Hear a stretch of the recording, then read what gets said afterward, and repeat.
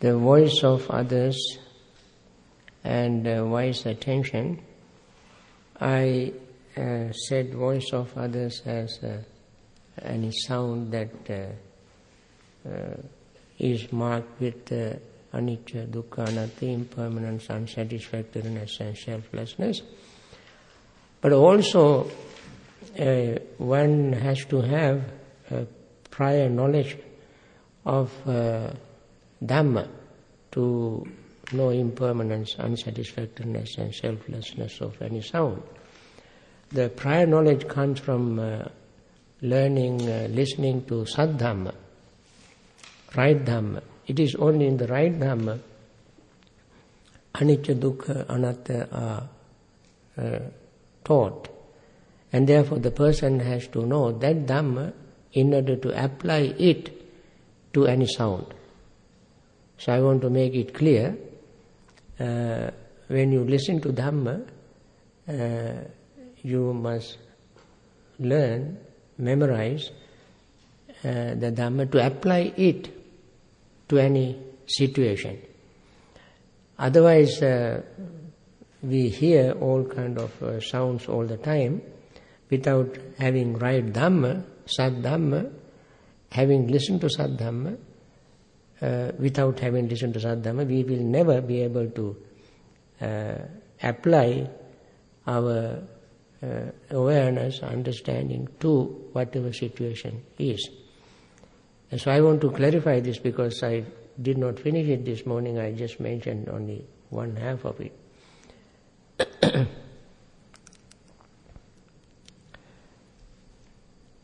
So, the same thing applies to the next one with some additional factors. Venerable Kotthita asked, by how many factors is right view assisted when it has deliverance of mind for its fruit, deliverance of mind for its fruit and benefit, when it has deliverance by wisdom for its fruit, deliverance by wisdom for its fruit and benefits.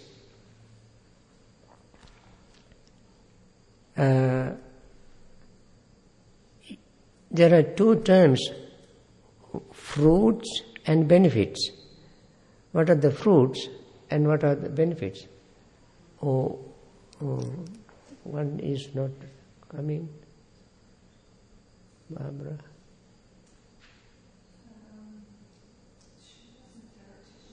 Perhaps she might be resting, Bhante? Ah. She didn't come at 2 o'clock to the discussions. Okay.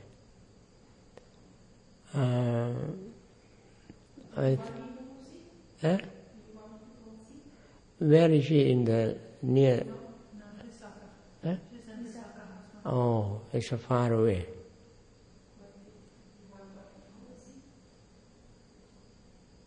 Yes, she came all the way from Calgary. I think it is better to check on her and wait for a few minutes. Perhaps if somebody has a vehicle here, can drive up and bring her.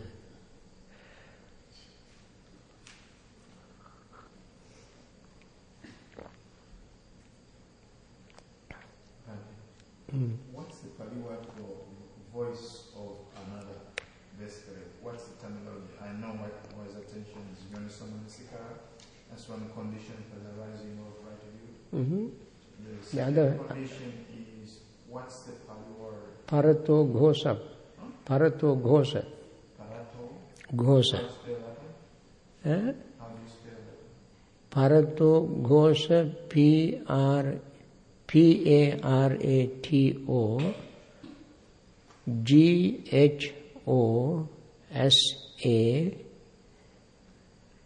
Then we have to add Pachaya, P-A-C-C-A-Y-A.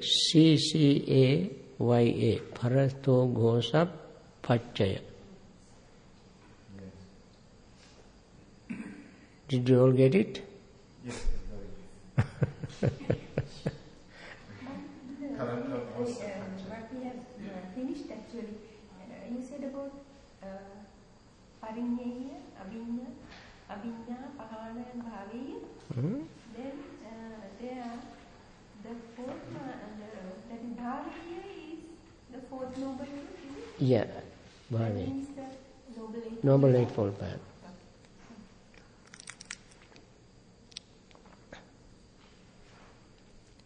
Paratocha ghoso yonisocha manasikaro. Paratocha P-A-R-A-T-O-Ch-C-A.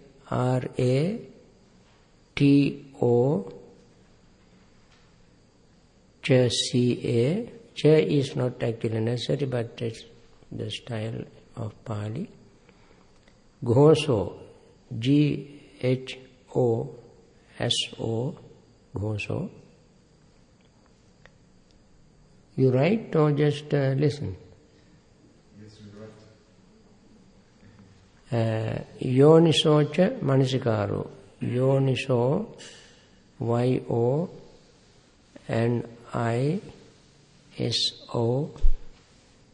C-A, Manasikaro, M-A-N-A-S-I-K-A-R-O.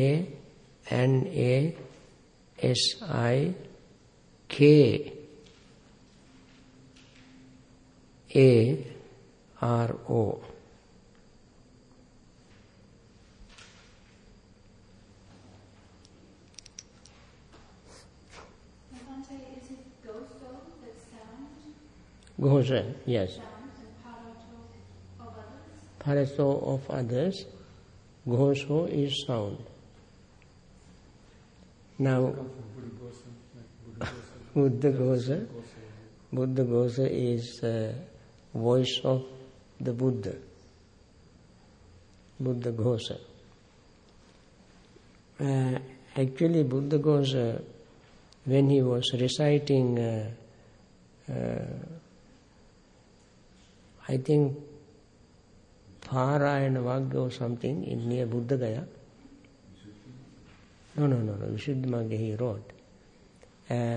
Monks in Buddha Gaya area told him that you have a beautiful voice, your Pali pronunciation is very good.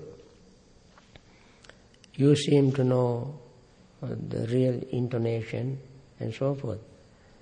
And you are the suitable person to learn this, to translate text, commentaries into Pali. And these commentaries are available in Sri Lanka. You go there. So these monks sent him to Sri Lanka, and there he learned Sinhalese and translated the commentaries into Pali. As I mentioned in my introduction, though these days people say Buddha Gosa is a commentator, he is the translator actually, not the commentator. You can see the proof in Jataka Atthakatha, commentary to Jataka. The beginning, he says that the Atthakatha commentaries which were written in Sinhalese, I came to translate for the benefit of a larger number of people, because when it is in Sinhalese, only Sinhalese can read it. So he thought if they were translated into Pali, more people can be benefited. Because many people in India knew Pali, at least Sanskrit, or Prakrit, very close to Pali. And Sinhalese also is derived from Pali and Sanskrit, but not very close to what they knew already. And therefore he went to Sri Lanka, learned Sinhalese and translated Sinhalese commentaries into Pali. Before he was given the Sinhalese texts to translate into Pali, monks in Mahavihara in Anuradhapura wanted to test his knowledge of Dhamma. So they gave him one stanza from Visuddhimagga. That stanza is Anto jata bahijata jataya jatito paja yang tang Gotama Puchami ko imang vijataye jatang. A divine being came to the Buddha in the middle of the night and asked this question. There are entanglement outside, entanglement inside, and how one get unentangled from this entanglement. Then as the Buddha gave is Sile Patittana Rosa Panyo Chittang Panyancha Bhavaye Atapi Nepako Bhikkhu So Imang Vijate Jatang. A bhikkhu established in Sila develop concentration and wisdom can unentangle this entanglement. This is the beginning of this. These are the two stanzas Mahavihara bhikkhus gave to Venerable Buddhaghosa. And Buddhaghosa took this stanza and wrote big, thick volume called Visuddhimagga. What he did was he took already set plan. The plan was already there. Plan was he selected one sutra. And that sutra is called Rathavinita Sutta from this book. He selected this sutta and explained this sutta in the entire Visuddhimagga to expound the meaning of those two stanzas. Ratha Vinita, relay chariot. Barbara, Buddha Pali, did you see Bhikkhuni Sobhana? Did I see? She went to look for you. Okay. To your Sobhana. Did you meet her? No. Then she may be looking for you. I have to take rest in the afternoon. I'm sorry I overslept. No, we knew, we thought you would be taking rest, but we thought you might come late, so we want to find out whether you were ready to come, and I asked her to go and look for you. And you came, don't try to go and look for her, then I had to send somebody else to look for you.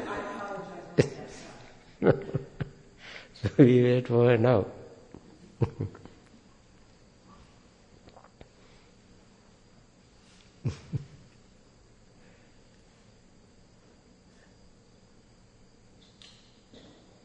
So the book Venerable Buddhaghosa wrote was like this size. And it is said that when he presented this thesis, dissertation, that was the test they gave him. So he presented this to the Mahavihara Sangha, and the Sangha hid the book. It is said that the divine beings, the Devas, hid the book. Then Buddhaghosa had to start all over again. And he wrote another book. Then that also was hidden. Then he wrote another one. That is the legend. 6 times he wrote. When he presented the 7th volume, they brought all the other 6 volumes and compared. And every word in every volume was exactly the same. Then they said, yeah, you passed the test, here are the commentaries, you translate them into Pali. That is very interesting test.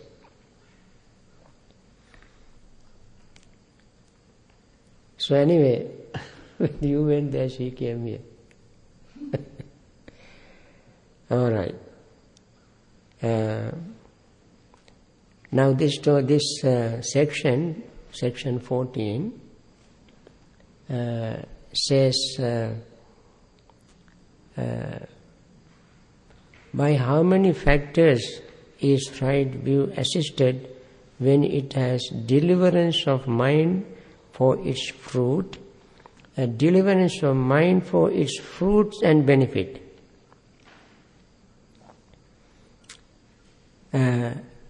In Pali, I don't think you are interested in Pali, but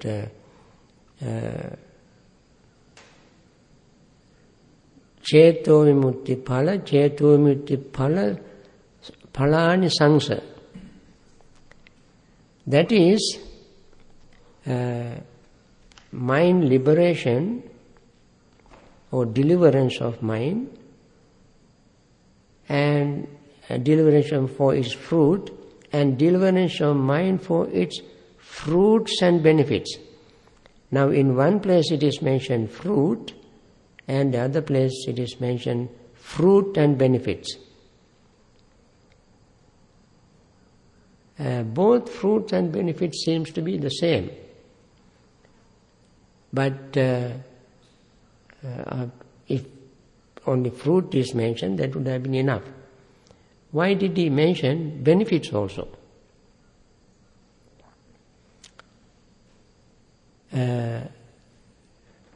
It has not been explained anywhere, but I just want to express my opinion. Perhaps you may come up with your own opinions later on. My opinion is that attainment of full enlightenment is one thing, that is arahanthood. Arahanthood has two levels, the path and fruition, path level and fruition level. And then one who has attained this level will attain the arahata phala samapatti. That is, the special attainment after attaining full enlightenment, in order to spend time in total complete rest. Total rest. Arahants attain arahanta phala samapatti. That is, he attained the fruition stage, and then whenever he wants to get into very quiet, relaxed, peaceful state, whenever he wants, he has done what was to be done and nothing more to be done. Now, whenever he wants to attain very quiet, peaceful state, then he goes to arahanta phala samapatti, attainment of the fruition attainment. Fruition attainment is already attained. But later on, to take rest, give complete rest to the mind, they attain arahanta phala samapatti. That is called anisansa. The benefit, that is the benefit of attaining fruition stage. The fruition itself is the fruit, and the arahant phala samapatti is the benefit. Benefit, yeah. And for this has two levels. One is deliverance of mind for its fruit and benefits. When it has deliverance by wisdom for its fruit, and deliverance by wisdom for its fruits and benefit. That means wisdom follower and samatha follower and vipassana follower. Vipassana follower is called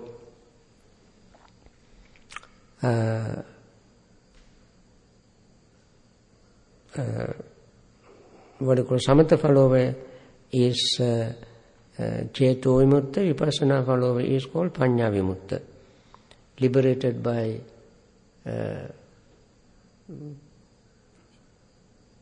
attaining jhanas and enlightenment, and the other is attaining enlightenment by following wisdom path.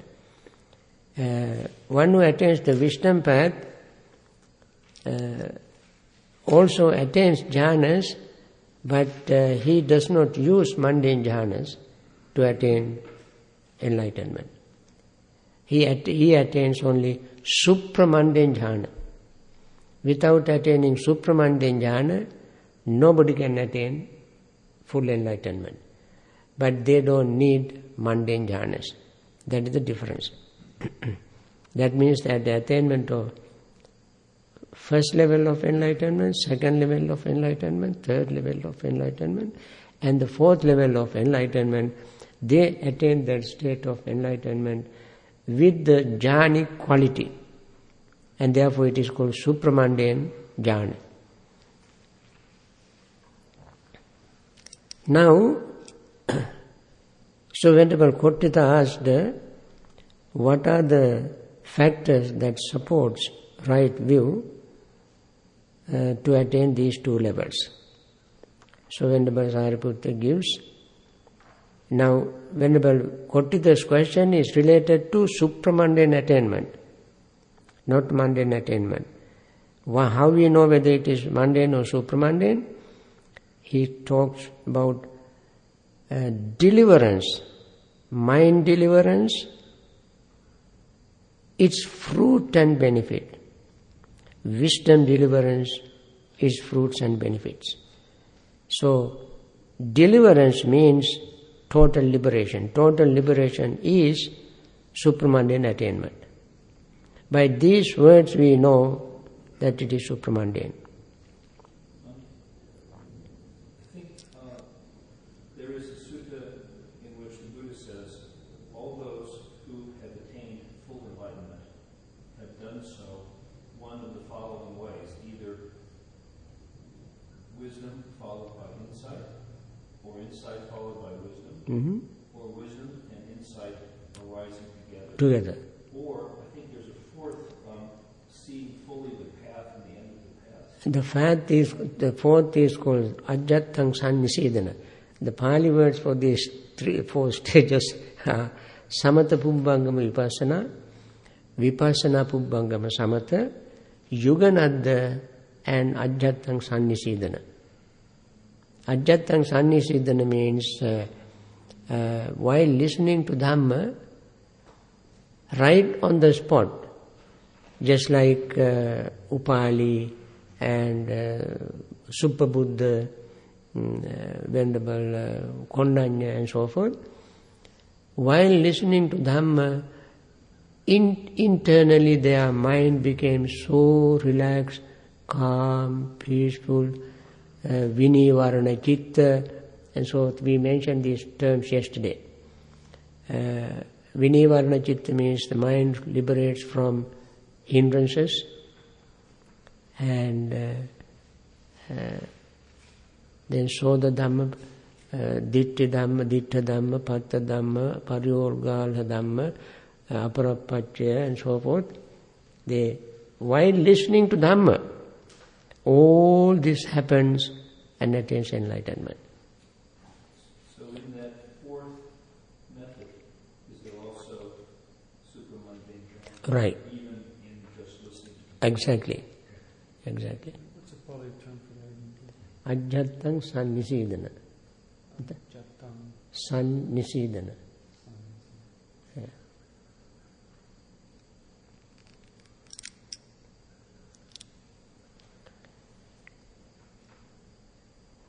Now,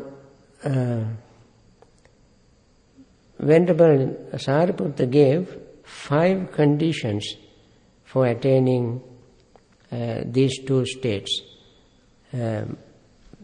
Deliverance of mind for its fruit and benefits by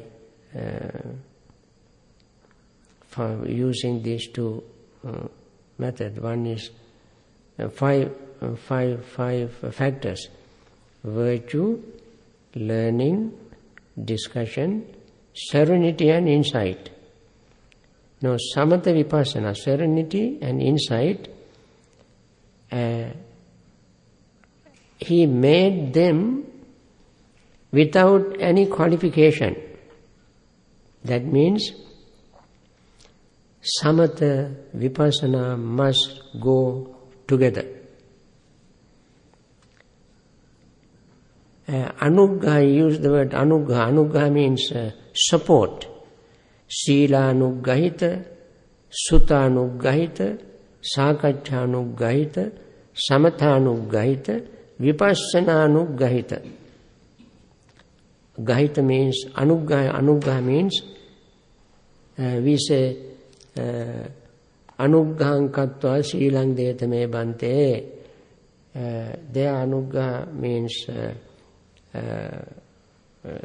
compassion, but anugga means actually support. With the support of morality, listening to Dhamma, and discussion, sakaccha. Sakaccha we call Dhamma sakaccha. And that is why Dhamma sakaccha is very important in Mangala Sutta. Kalena Dhamma sakaccha. That Dhamma sakaccha is important even to attain full enlightenment. While discussing Dhamma, somebody can even attain full enlightenment. While listening to Dhamma, while teaching Dhamma, one can attain full enlightenment. I give you an example of Venerable Khemaka in Samyutta Nikaya. Venerable Khemaka was very sick, and some elderly monks asked him questions, and regarding self, Venerable Khemaka went. Instead of asking their questions, he delivered the sermon on selflessness. The sermon turned out to be such a wonderful explanation of selflessness that all these elderly bhikkhus who were listening to Venerable Khemaka's discourse attained full enlightenment while sitting and listening to the Dhamma right on the spot. Venerable Khemaka also, while teaching Dhamma to them, attained full enlightenment. It is a very rare thing, the teacher, the preacher, while preaching, attaining enlightenment. It is not impossible, because when one sees the Dhamma, focus the mind on the Dhamma, and with deep awareness, deep understanding, the person utters every word with clarity and purity of heart. And that way, that individual, while teaching the Dhamma, attains full enlightenment. And listeners, using their yoniso manasikara, mindful reflection, paying undivided attention, sees the meaning exactly as the teacher expresses, and then they attain enlightenment. So, these two factors, attaining mind liberation and wisdom liberation.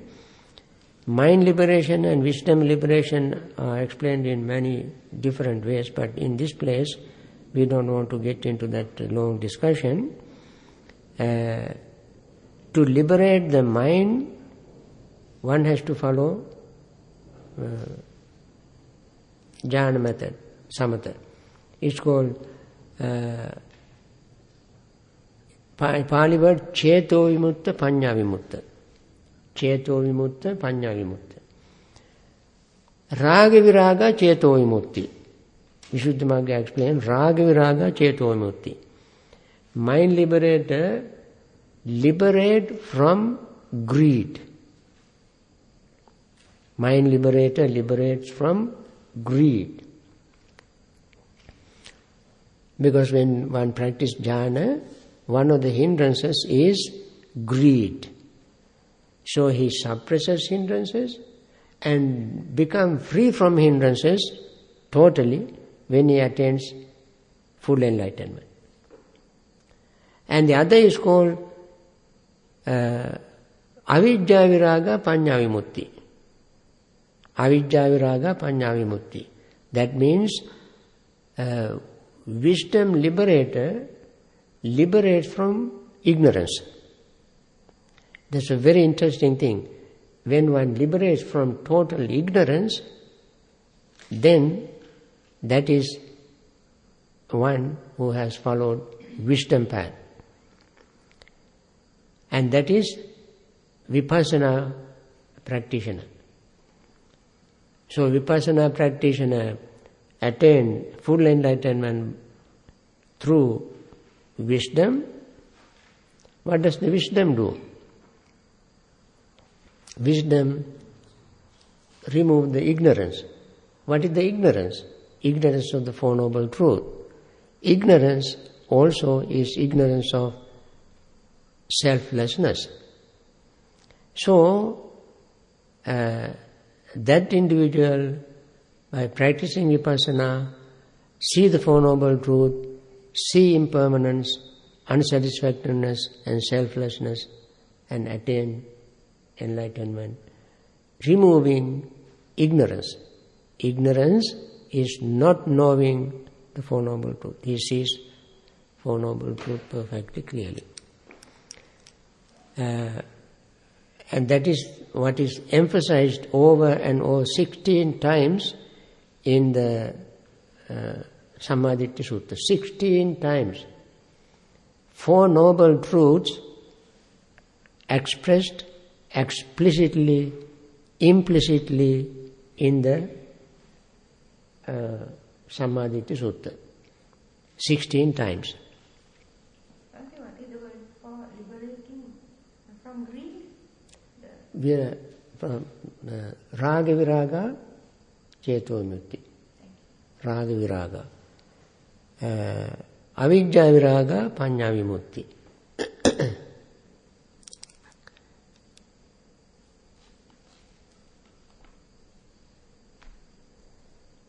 So these 5 factors, Sila, Sutta, Sakacca, Samatha, Vipassana, must go together.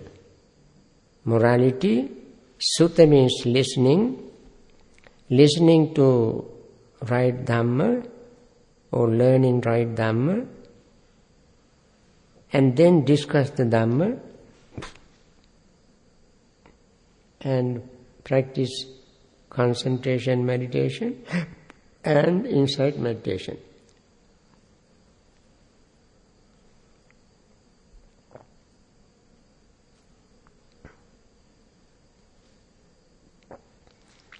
Then one attains deliverance of mind, attains full enlightenment, and then enjoys the benefit of attaining full enlightenment. The benefit of attaining full enlightenment is Arahatta Pada Samapatti.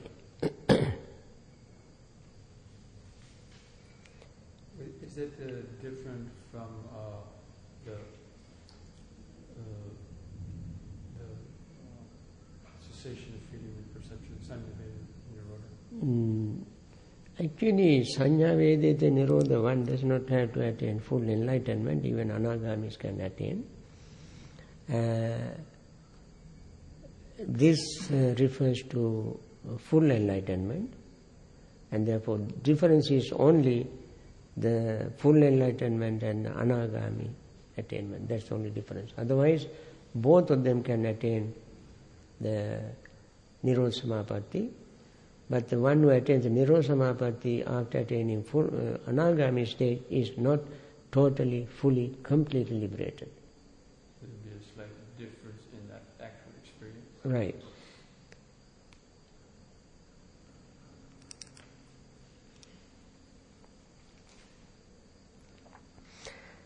Now number 15, being, how many kinds of beings are there? So Venerable Sariputta says, there are three kinds of beings, friend: sense-sphere beings, fine material beings, and immaterial beings. We know that.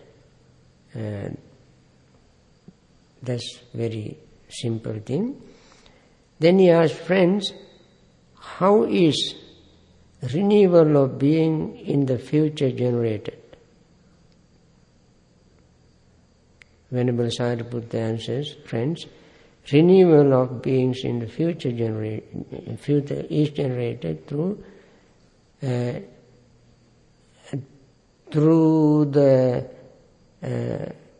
delighting in this and that on the part of beings who are hindered by ignorance and fettered by craving. Tatra tatra binandini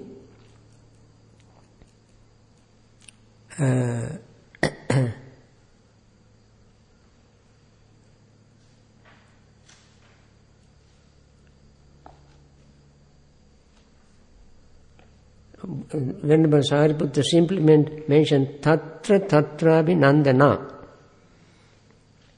By delighting here, delighting there. And it is very interesting, Buddha also has mentioned these two statements in this way.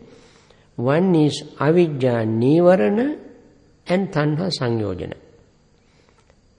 Nivarana means hindrance, sangyojana means fetter. Now,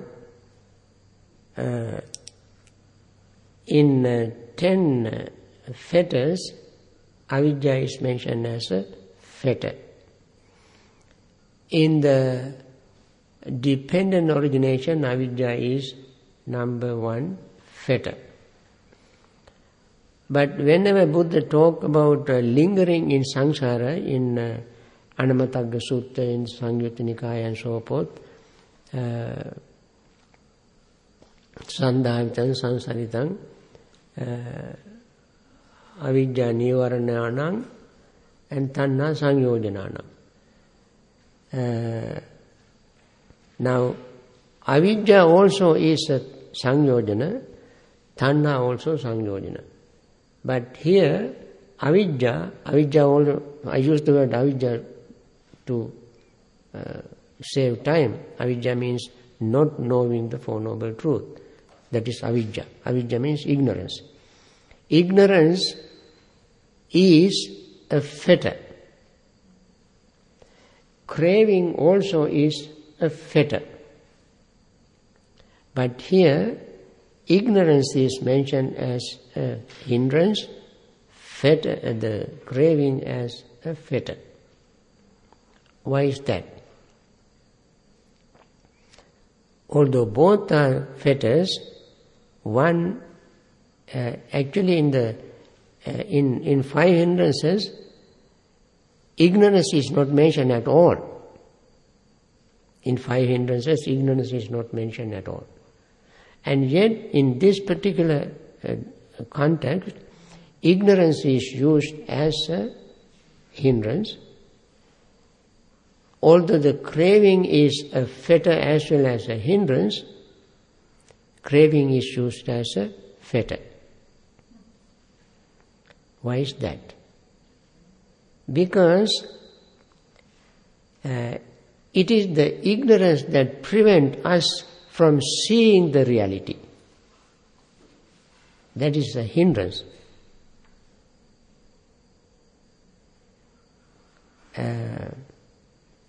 Craving is a fetter. Binding, fetter means binding. The binding glue is in the craving. Obstructing our view is ignorance. Ignorance is the curtain that pulls between us and our sensory experiences. Sensory experience, sensory objects, and between the sensory object, sensory experience, and our understanding, awareness, this curtain is pulled down. Curtain is ignorance. So, ignorance therefore is used as a fetter, hindrance, and fetter, what you call craving, as a fetter. So ignorance is the curtain that's preventing us from Seeing the reality. seeing the reality through the senses? Yeah. Through our mind actually, mind sense, mind door. We will come to that in the next few pages, and when we talk about the functions of different senses.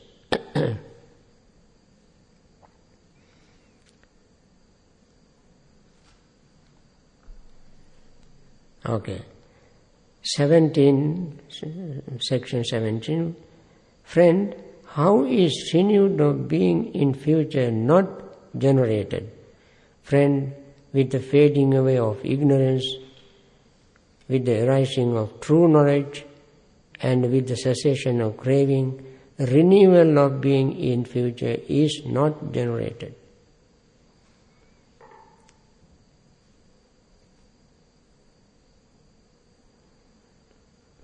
That is, the curtain wears out, thins down, and make a holes in it.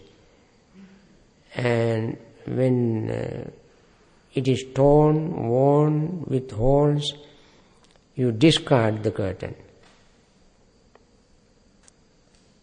And then you see the light. When you see the light is so bright, it will melt the glue of craving. So to say.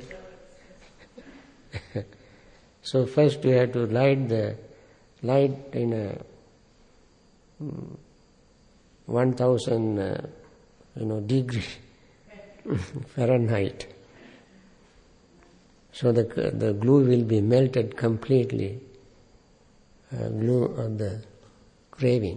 So this is when full realization happens. This is when all this stuff. Right.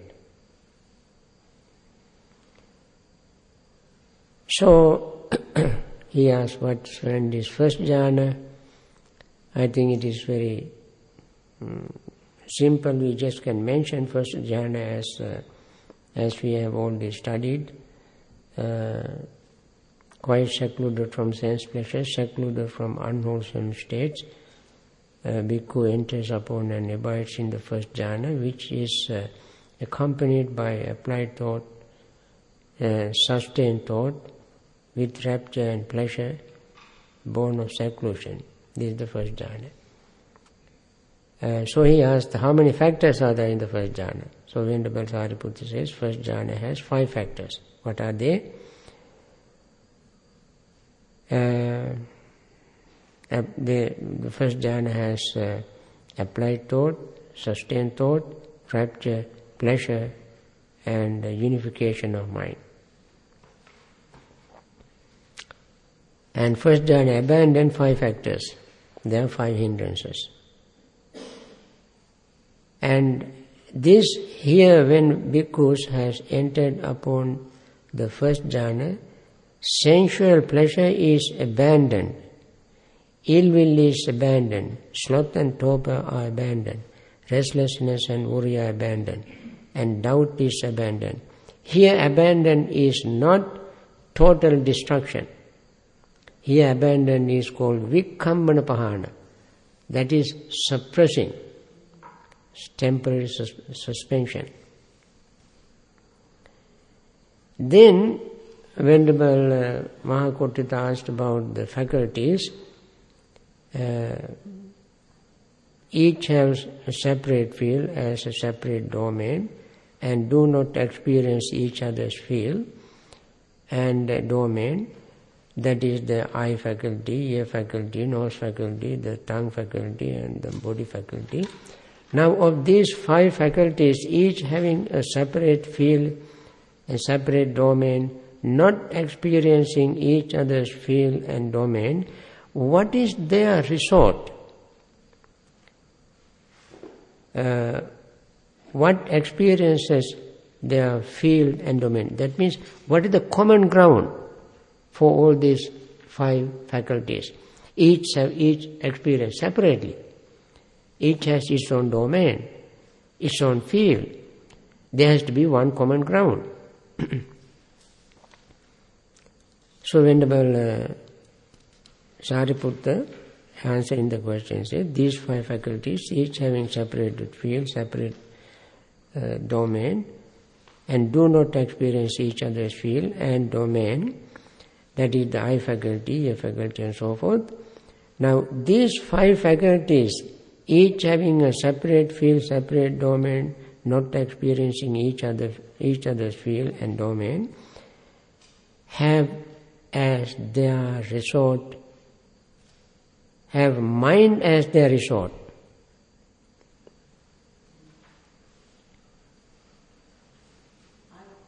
And mind experiences the field and domains. I don't get that, because you can see and smell, you can hear and taste. Yes, when you see,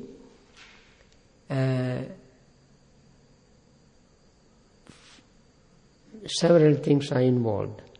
You have to have consciousness, that is in the mind.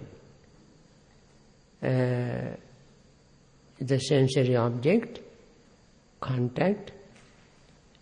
Contact simply means combination of these 3 things.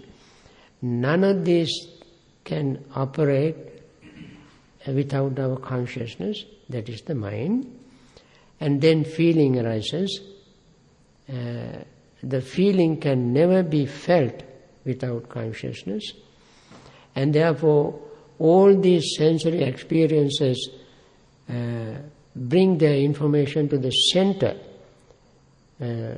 what you call information processing center.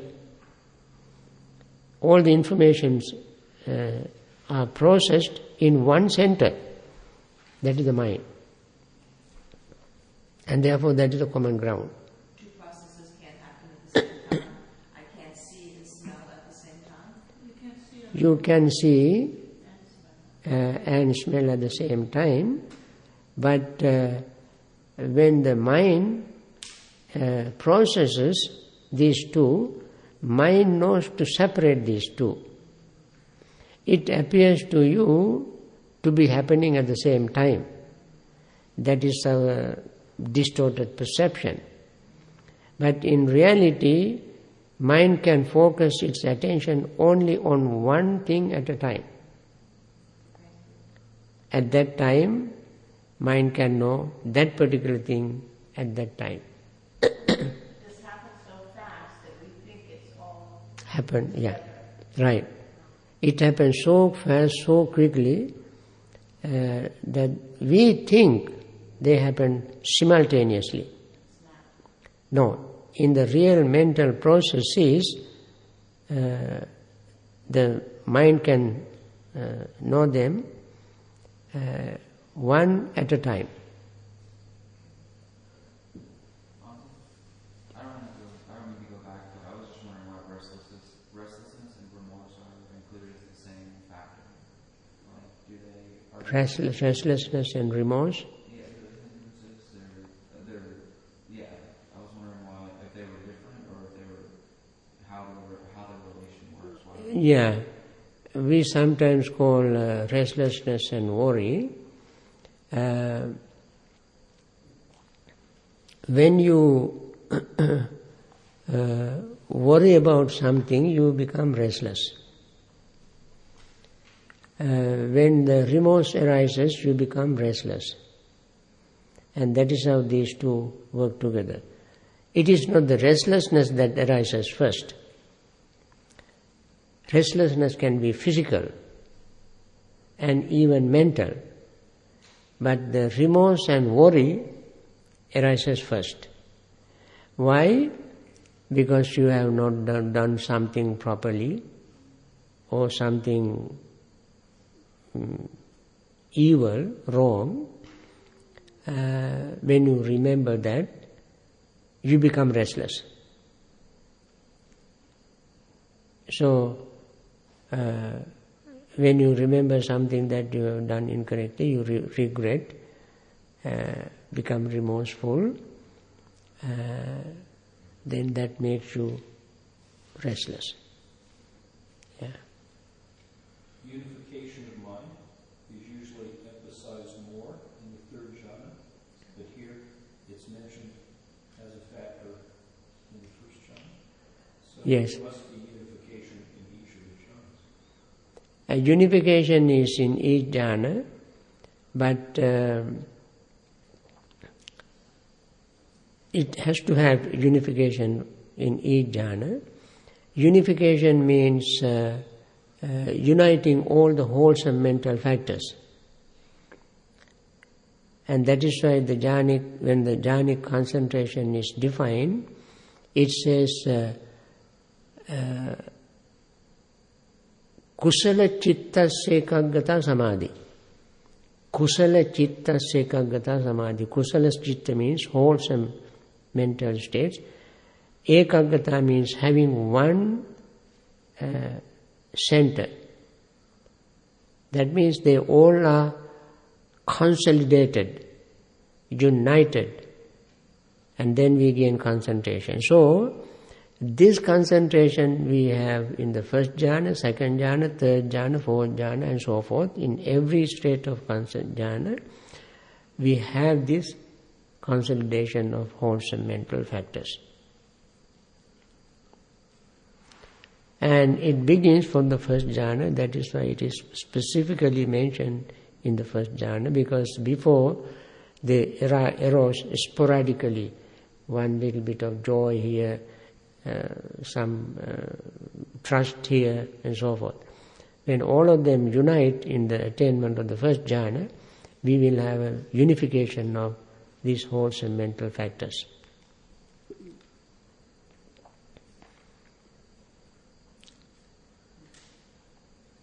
Okay. Now we go to the section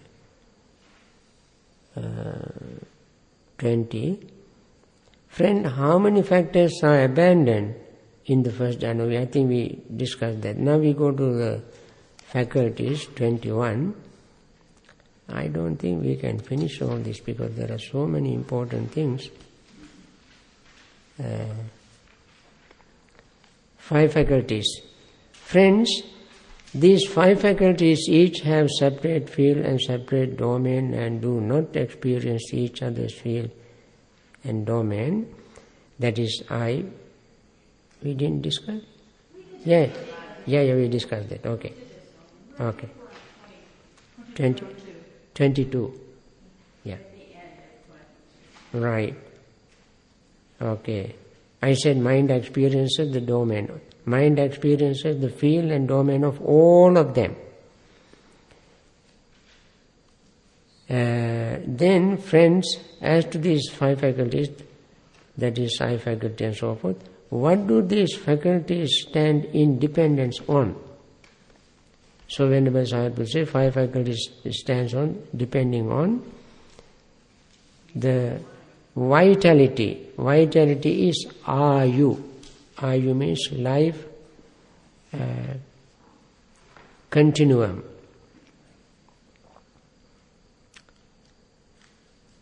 Now, what does vitality stand in dependence on?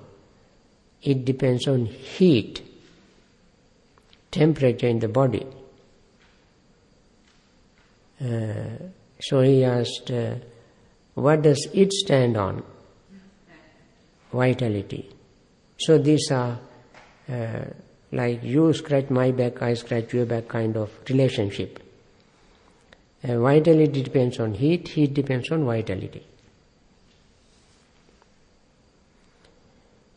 So, Venerable Kotthita wanted to verify the answer, giving a simile. He said, vitality stands and depends on heat, and how we understand him to say, heat stands in dependence on vitality, how should the meaning of these statements be regarded? In that case, friend, I shall give you a simile. For some wise men here understand the meaning of a statement by means of a simile. Just as when an oil lamp is burning, its radiance is seen, it depends on its flame, and its flame is seen in dependence on its radiance. So too vitality stands in dependence on heat, and heat stands on dependence on vitality. So that simile is very clear. I don't think we need any explanation. So we go to the next one, section 23. Are vital formations things that can be felt, or are vital formations one thing and things that can be felt another?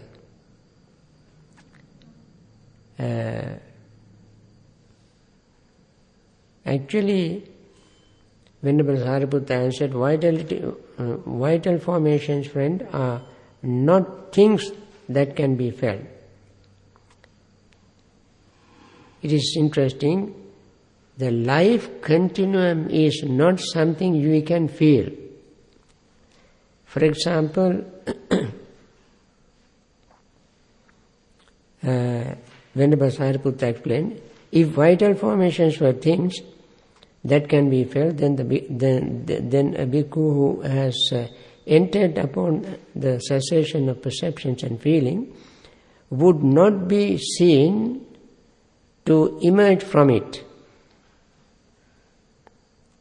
Because vital formations are one thing and things that can be felt another, a bhikkhu who has entered upon the cessation of perceptions and feeling can be seen to emerge from it. That's very good example. Also, vital formations and feeling are different. In our ordinary, we don't have to talk about attaining cessations of feelings. But in our daily life, we can experience the difference between these two. When we go to sleep, we don't feel vital formation, but we are alive.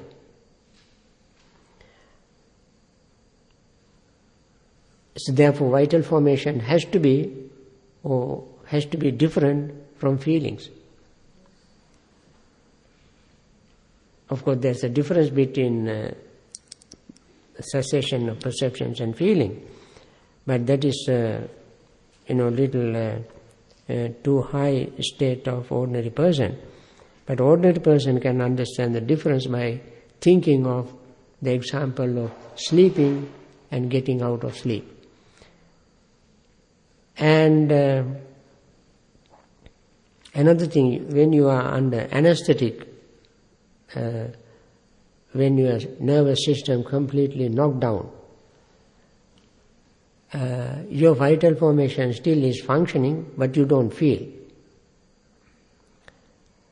So when we are unconscious, we don't feel that existence of vital formations. If the vital formations and consciousness or the feelings are the same, then we should feel vital formations, life continuum, all the time. That in fact is not the case.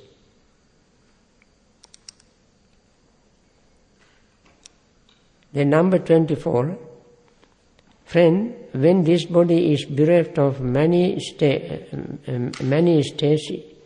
is it then discarded and forsaken, left lying senseless like a log? Friend, when this body is bereft of 3 states, so he asks, how many states is it then discarded? So Venerable Sariputta says, 3 states: vitality, heat and consciousness. There is a statement in Pali, we recite it on Maranasati. Remember when we say Maranasati, the reflection of death, we say, Ayu usmacha viññānaṁ yada kāyaṁ jahantimam apaviddo tadaseti niratthaṁ kalingaraṁ.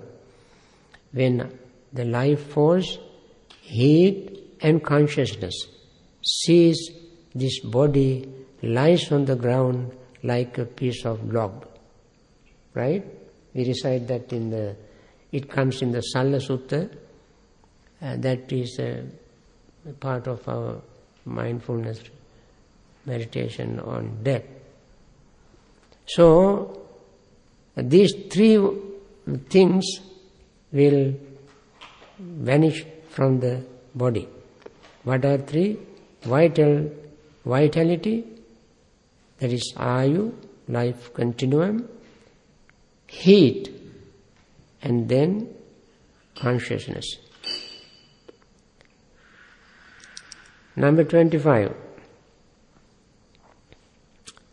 What is the difference between one who is dead, who has completed his time, and a bhikkhu who has entered upon the cessation of perceptions and feeling? Now this is very interesting, we must remember this very important part. That is, Venerable Sariputta's answer, he says, in the case of one who is dead, who has completed his time, his bodily formation have ceased, subsided. Number 2, his verbal formations have ceased and subsided. Then number 3, his mental formations are ceased and subsided. Number 4, his vitality is exhausted. Number 5, his heat has exhausted. Number 6, his faculties are fully broken up. All these 6 will disappear. In the earlier translation, you said his faculties become exceptionally clear. And I think you must have the new translation. And it says the faculties are broken up. This is the second part. The second part, you mentioned the second part. The first part is broken up. Okay. Broken up for a dead person. Dead person. Clear for the Yeah. Clear. Yeah. So he shows the difference then. In the case of a bhikkhu who has entered upon the cessation of perceptions and feeling, his bodily formations have ceased and subsided. His verbal formations have ceased and subsided. His mental formation has ceased and subsided. But his vitality is not exhausted. His heat has not been dissipated, and his faculties become exceptionally clear. This is the difference. So what is the bodily formations? Kaya sankara, that is asasa pasasa, inhaling and exhaling, bodily formations. What about heart beating? Heartbeat? Yeah. Yeah? Heart beating. I mean, would a person in the cessation of feeling and perception, his heart stop beating? I think heartbeat is not included in the bodily formation. Bodily formation is sankara, that is kaya sankara. Kaya sankara means inhaling and exhaling. Heartbeat and so forth is another category. It continues to beat. I mean, it's definitely a bodily formation, right? Vitality falls under the vitality. It remains. Yeah. Bhante, how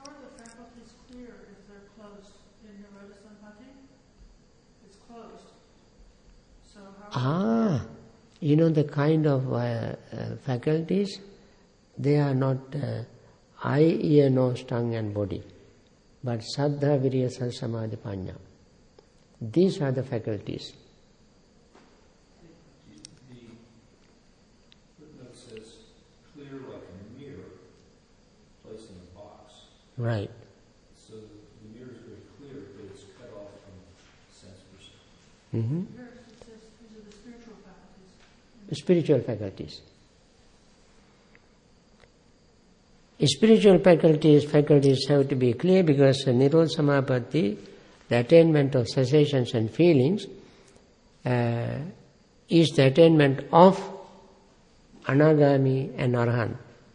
That means non-returner and fully enlightened person. And therefore their faculties, spiritual faculties, definitely must be very clear. Ordinary person, no matter how clear they are, eye, ear, nose, tongue, body and so forth, they are not million miles close to cessation of perceptions and feeling. In the Majjhima Nikaya, there are suttas that have a title like Meditative Experience of Nirvana. Is that similar to the cessation? Right. Feeling and perception? Perception, yeah. The meditative experience of Nirvana. That refers only to Nirodha Samapatti, this particular state, which can be attained by one who has attained full enlightenment. Yeah. And Anagamis. Now, the bodily formations are inhaling and exhaling. Verbal formations and vitakka vichara, initial application of thought and sustained application of thought. And mental formations are feeling and perceptions. Vitality means life continuum.